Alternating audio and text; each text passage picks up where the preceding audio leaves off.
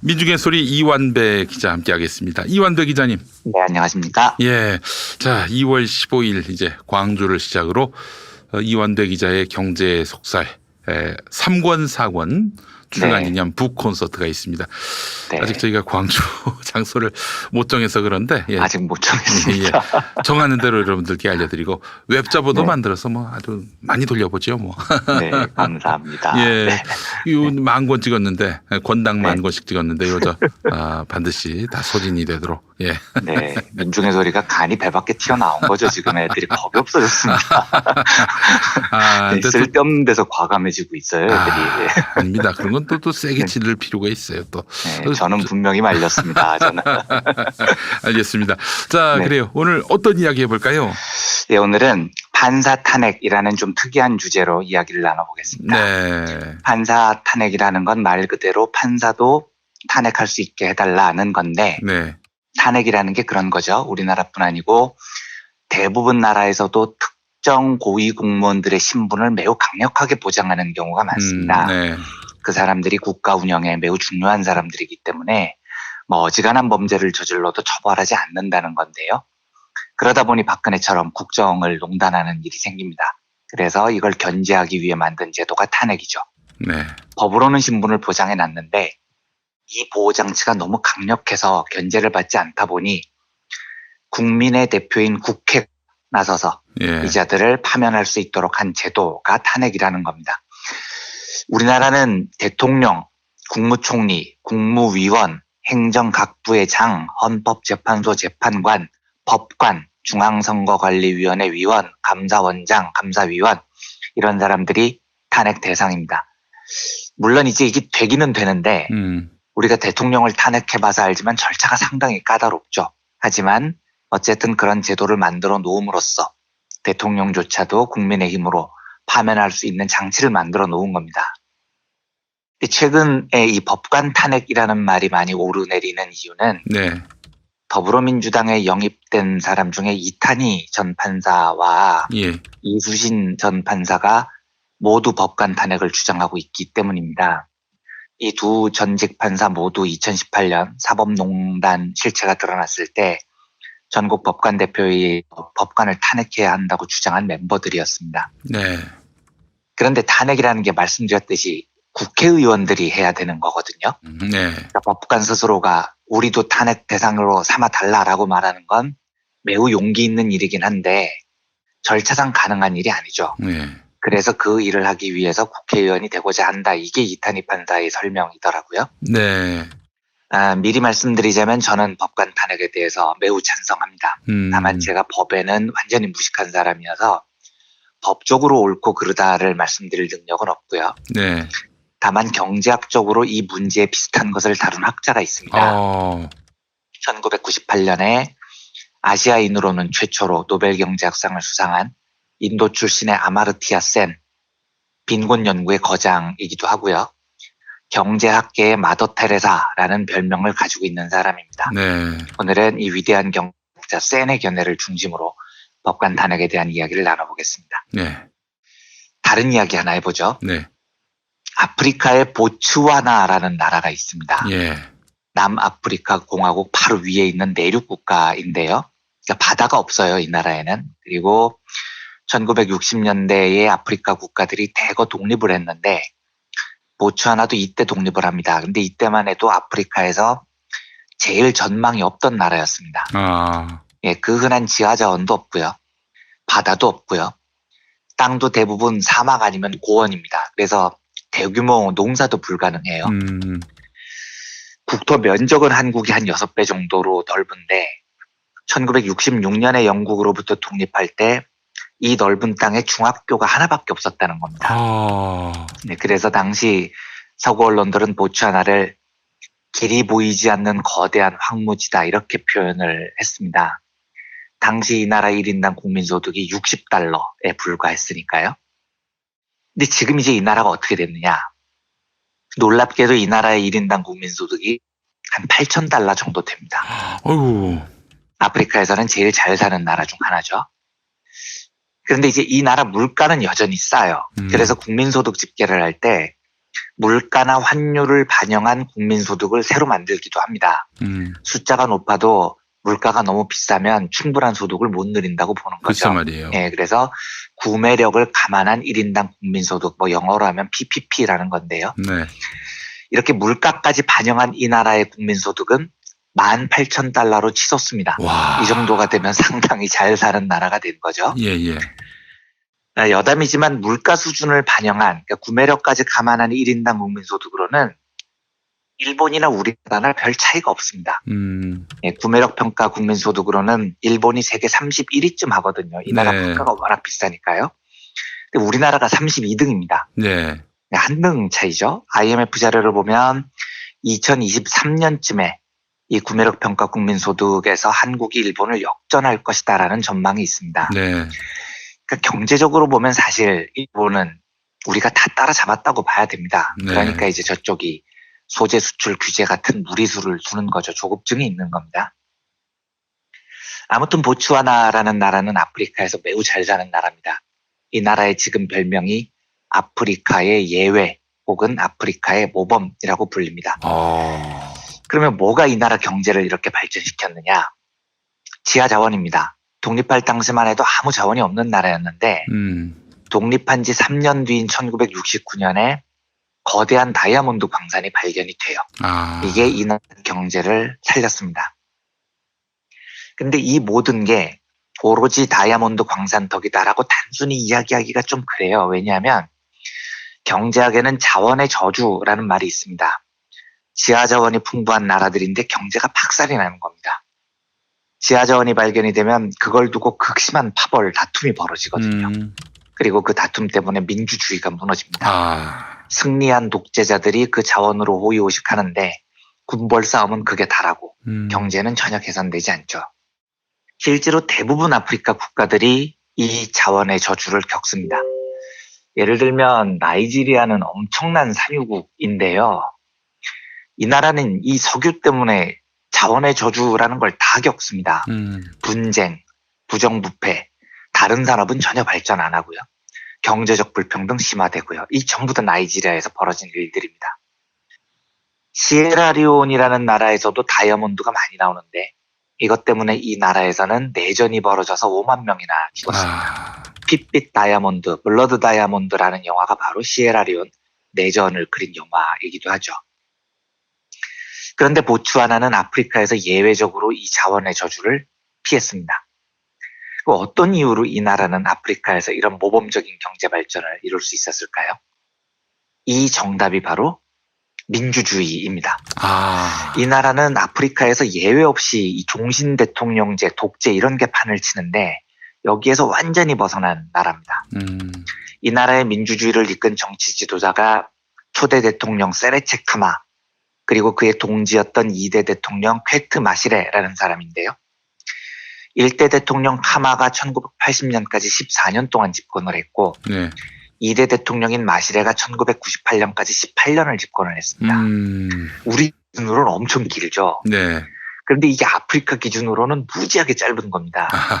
대부분 아프리카 지도자들은 죽기 직전까지 권력을 안 놔요. 그게 아니면 쿠데타로 쫓겨나야 권력을 놓습니다. 그런데 보츠와나는 물론 이제 1대 대통령 카마는 췌장암으로 죽어서 대통령에서 물러났는데 2대 대통령 마시레는 18년 집권하고 깨끗하게 본인이 물러납니다. 이 왜 대단하냐면 당시 헌법에 대통령 연임을 막는 조건이 없었어요. 그러니까 마시레가 나 계속 할래 이러면 죽을 때까지 할 수 있었습니다. 지지율도 굉장히 높았거든요. 그런데 마시레가 1998년에 스스로 대통령은 2번만 연임하도록 헌법을 개정하자라고 나서서 헌법을 바꿔버립니다. 그리고 자발적으로 물러납니다. 마시레가 2017년 91세의 나이로 세상을 떠났는데 그때까지 아프리카에서 가장 존경받는 정치 지도자였습니다. 지나치게 겸손한 사람이었다고 하더라고요. 제가 이 이야기에 관심을 가지는 이유는 이 스토리가 위대한 경제학자 아마르티아 센의 책 자유로서의 발전에서 꽤 비중 있게 다뤄지기 때문입니다. 센은 평생을 빈곤 문제를 다뤘고 그걸로 노벨 경제학상을 받은 사람인데 많은 사람들이 이렇게 착각을 하고 있다고 주장을 해요. 많은 사람들은 어떤 나라 국민들이 굶어 죽는 걸 보면 그 나라가 경제적으로 빈곤하기 때문이다라고 생각을 한다는 거죠. 아, 그런데 센의 견해는 다릅니다. 국민들이 굶어 죽는 국가에는 딱 하나의 공통점이 있는데 경제적으로 못 산다가 아니고요. 민주주의가 박살이 나 있다는 점입니다. 아, 그래서 센은 민주주의가 발달한 어떤 나라에서도 기근, 기아가 발생하지 않는다는 유명한 명제를 발표합니다. 이 명제를 실증적으로 입증을 해내요. 예를 들면 1983년에서 85년 사이에 아프리카 대륙에 엄청난 가뭄이 덮쳤거든요. 네. 이때 에티오피아에서만 한 100만 명이 굶어 죽었습니다. 그렇죠. 그래서 저기 위아더 월드도 했었고 맞습니다. 그때 그랬잖습니까? 발표된 노래들이죠. 예, 예. 그런데 이 시기에 보츠와나에서는 한 명도 굶어 죽지 않았습니다. 그 이유가 뭐냐? 센의 견해는 바로 민주주의의 차이라는 겁니다. 당시 에티오피아에는 맹기스투라는 독재자가 대통령이었고 보츠와나에서는 2대 대통령 마시레가 지도자였습니다. 이 차이가 100만 명이 굶어 죽느냐 한 명도 굶어 죽지 않느냐의 결정적인 요인이었다는 거죠. 이 대목에 대한 센의 의견을 그대로 읽어보겠습니다. 독재 국가가 큰 기근을 겪을 때 민주주의 국가들은 더 열악한 식량 상황에도 불구하고 기근을 피하는 데 성공했다. 예를 들어 1979년에서 81년, 1984년에서 84년 사이 보츠와나에서는 식량 생산량이 17% 줄었고 짐바브웨에서는 38%가 줄었지만 같은 시기에 수단과 에티오피아에서는 감소량이 11 내지 12%에 지나지 않았다. 그러나 식량 감소량이 더 적은 수단과 에티오피아가 대규모 기근에 시달린 반면 보츠와나와 짐바브웨에서는 기근이 없었는데 이는 이 나라들에서 적절하고 광범위한 기근 방지 정책을 내놓았기 때문이다. 보츠와나와 짐바브웨 정부가 적절한 조치를 취하지 못했다면 이들은 야당의 가혹한 비판과 압력, 언론의 집중 포화를 감당하지 못했을 것이다. 이와는 달리 에티오피아와 수단 정부는 이런 걱정을 할 필요가 없었고 민주제도가 제공하는 정치적 인센티브가 전적으로 결여돼 있었다. 수단과 에티오피아 그리고 사하라 남부 아프리카 대부분의 나라에서 기근은 권위주의 정부의 지도자들이 향유하는 이러한 정치적 면죄부 때문에 방치된다. 이렇게 돼 있습니다. 이게 무슨 말이냐면 민주주의가 안 된 나라들은 독재자들이 국민들의 눈치를 볼 필요가 없는 겁니다. 어차피 종신 대통령 할 건데 국민들이 죽건 말건 뭔 상관이냐는 거죠. 네. 이러다 보니 고작 식량 감소량이 10% 정도 줄었을 뿐인데 에티오피아에서는 100만 명이 죽는 사태가 벌어집니다. 반면에 보츠와나처럼 민주주의 선거가 정착된 나라에서는 민중들이 굶어 죽으면 집권자들이 다음 선거에서 박살이 나요. 그러니까 정부가 국민들 살리는 일에 총력을 기울입니다. 가뭄으로 식량 감소량이 17%나 줄었던 보츠와나에서 단 한 명도 굶어 죽지 않았던 이유가 이거라는 거죠. 네. 이제 가끔 민주주의가 밥 먹여주냐 뭐 이런 헛소리를 하는 사람들이 있는데 예. 민주주의가 밥을 먹여줍니다. 권력이 견제받느냐 견제받지 않느냐에 따라서 그 나라의 경제적 효율성이 어마어마하게 달라진다는 겁니다. 제가 판사 탄핵을 지지하는 이유도 센의 이런 견해를 기반으로 합니다. 견제받는 권력과 견제받지 않는 권력은 효율성이 어마어마한 겁니다. 내가 잘못했을 때 민중들이 나를 파면할 수 있어라는 걱정이 있는 나라하고요. 내가 뭔 짓을 해도 민중들이 나를 파면할 수 없어라는 확신이 있는 나라의 차이는 보츠와나와 에티오피아의 차이를 만드는 겁니다. 그러면 생각을 해보겠습니다. 대한민국은 대통령도 탄핵을 한 나라입니다. 그런데 그런 나라에서 판사 탄핵이 지금까지 한 건도 없었어요. 그만큼 판사들이 훌륭해서였을까요? 그럴 리가 없잖아요. 작년에 선진국 모임인 OECD에서 2019년 각 나라의 법원과 사법 시스템에 대한 신뢰도 이 순위를 초안을 발표를 한 적이 있었습니다. 네. 우리나라가 37개 선진국 중 몇 등 했을까요? 당당히 꼴찌했습니다. 그런데 이게 초안이었는데 대법원이 이 초안을 보고 OECD에 강력하게 항의를 했다는 겁니다. 그래서 결국 최종 보고서에서 우리나라가 부분에서 빠졌어요. 꼴찌라는 사실이요. 왜 빠졌느냐? 대법원이 항의를 한 논리가 OECD 설문을 보면 질문 내용이 한국의 사법 시스템과 법원을 신뢰하느냐 이렇게 돼 있었다는 겁니다. 그런데 대법원이 이게 부당한 질문이라는 거죠. 왜냐하면 이렇게 물으면 국민들이 재판부를 불신한다는 건지 아니면 검찰을 불신한다는 건지 이게 불분명하다는 게 대법관의 논리였어요. 네. 질문 자체가 법원을 신뢰하느냐라고 물었다면 받아들이겠는데 사법 시스템과 법원을 신뢰하느냐 이렇게 물었기 때문에 사법 시스템에는 검찰도 포함된 거 아니냐. 그러니까 이 답은 법원에 대한 불신으로 보기 어렵다 이런 논리를 편 겁니다. 그래서 이 항의가 OECD에 받아들여져서 공식적으로 한국이 사법 시스템에 대한 불신 꼴찌가 순위에서 빠져버립니다. 아니 근데 네. 사법 시스템이 네. 법원 아닙니까? 그렇죠. 그러니까 지금 얼마나 웃기냐지 벌써 들으면 웃겨지잖아요. 예. 이게 뭐냐면 법원 이야기대로 국민들이 검찰도 불신하죠. 불신하는데 네. 그러면 국민들은 검찰을 너무 불신하고 법원에 대한 신뢰도가 너무 높았다는 이야기냐고요. 말도 안 되는 소리죠. 네. 그래서 꼴찌라는 게 말이 되겠습니까? 국영수 세 과목 중에 국어하고 수학은 너무 잘했는데 영어를 개판 쳐서 꼴찌가 됐다. 이게 말이 됩니까? 대법원 여러분 잘 들으십시오. 37개 나라 중에 꼴찌하는 게 그렇게 쉬운 게 아니에요. 꼴찌는 진짜 다방면으로 다 못해야 꼴찌를 하는 겁니다. 즉 이 말은 검찰이나 법원이나 다 개판을 쳤으니까 꼴찌가 나왔다는 겁니다. 그럼 이런 통계가 나오면 반성을 해야 되는데 네. 한국 대법원은 순위에서 이름 빼는 거에나 신경을 쓰고 있는 겁니다. 그러니까 신뢰도가 꼴찌인 거죠.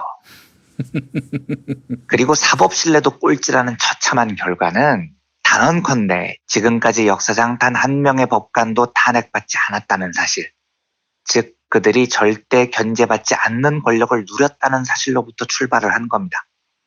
견제받는 권력은 국민이 두려워서라도 올바른 판단을 하려고 합니다. 근데 우리나라 사법부는 견제받지 않았거든요. 검찰도 당연히 마찬가지고요. 그러니까 합작으로 듀오로 꼴찌가 나오는 겁니다.